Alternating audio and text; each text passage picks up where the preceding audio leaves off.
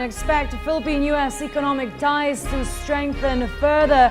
This with the visit of U.S. Commerce Secretary Freddie Pritzker to the country. Pritzker spoke before Philippine and American businessmen in Makati today. This report by Freddie Abando. The bilateral ties between the Philippines and the United States is steady and strong.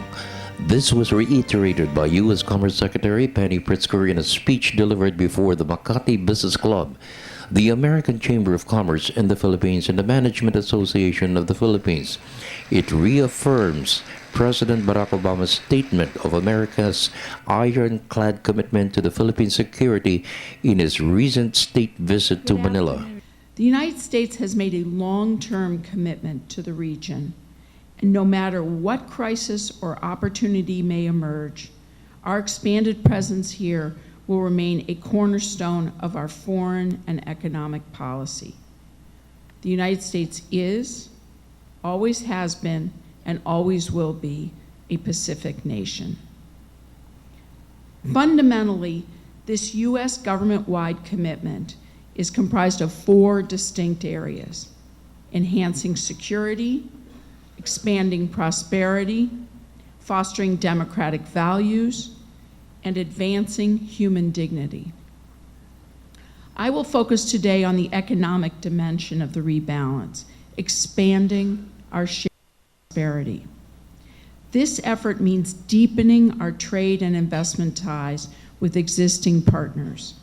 It requires working multilaterally to build both the soft and hard infrastructure that is necessary for the growth of our emerging partners. Pritzker cited the flourishing economic and trade ties of both countries. The United States is the country's major trading and investment partner.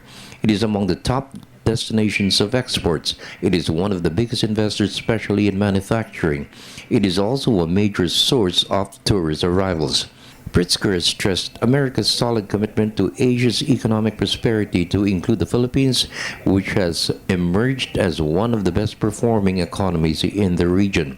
She urged the Philippines to be part of the Trans-Pacific Partnership led by the United States, which will be one of the world's biggest market in the future. Then, as now, you came full force to lift us from ground zero. I want to echo that sentiment. As true partners, the United States and the Philippines lift each other.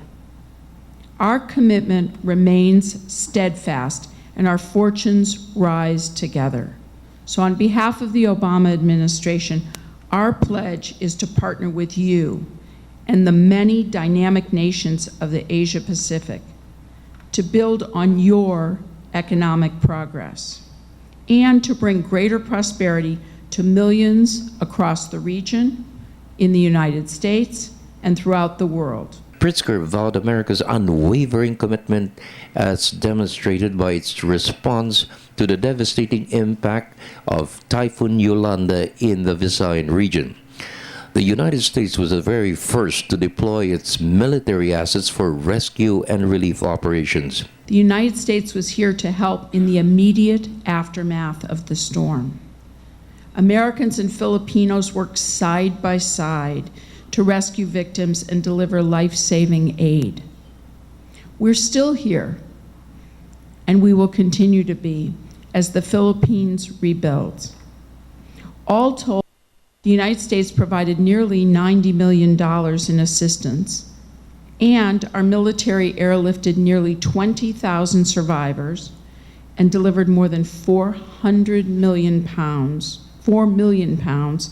of relief supplies. Millions of Americans and hundreds of our businesses, both large and small, donated and contributed to this effort. The United States partnership with and history in the Philippines ranges far beyond disaster relief. The U.S. Commerce Secretary was accompanied by a group of top executives of the biggest corporations in the United States. They have expressed great interest in power and utilities, infrastructure, manufacturing, and information technology. American companies are the biggest investors in the BPO industry. For the People's Television Network, this is Freddie Abando reporting.